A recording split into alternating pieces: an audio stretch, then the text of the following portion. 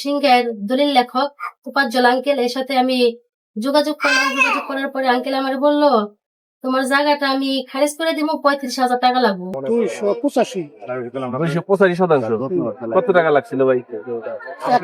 মানিকগঞ্জের সিংগাইর উপজেলার বলধারা ইউনিয়নের নবগ্রামের মৃত হাজী দারোগ আলীর 4 পুত্র আব্দুল লতিফ, ইউসুফ আলী ইংরাজ, মোহাম্মদ আওলাদ হোসেন ও ফরিদ হোসেনের নামে একই মৌজার 285% জমি খারিজের দালালি করতে গিয়ে 1,80,000 টাকা হাতিয়ে নেন একই গ্রামের মৃত কেরু মোল্লার পুত্র সিংগাইর সাব রেজিস্ট্রি অফিসের দলিল লেখক মোহাম্মদ আলী ওরফে মাহাম।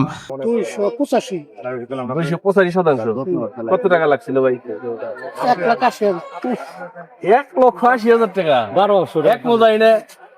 এক মোজাই 1200 টাকা। 1,80,000। 1200 টাকা লাগবে। কোন বহরিতে করাইছিলেন? মাহাম। এই বাঙ্গালা বাড়ি না? মাহাম মোহরি।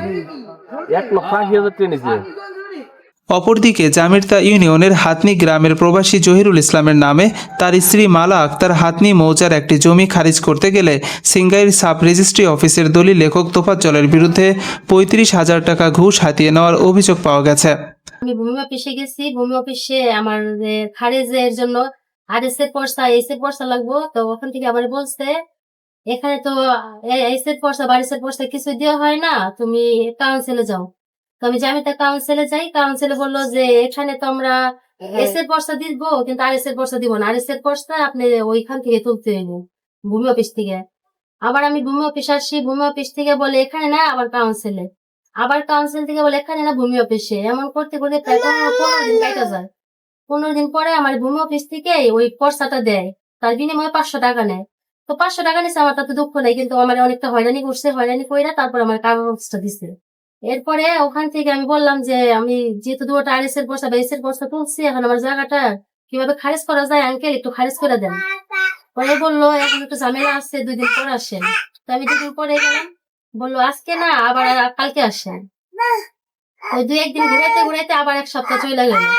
তারপরে এদিকে আমি আবার গেলাম যে আমাদের সিংহের দলিল লেখক তোফাজ্জল আঙ্কেল এর সাথে আমি যোগাযোগ করলাম। যোগাযোগ করার পরে আঙ্কেল আমার বললো, তোমার জায়গাটা আমি খারিজ করে দিব, 35,000 টাকা লাগবে।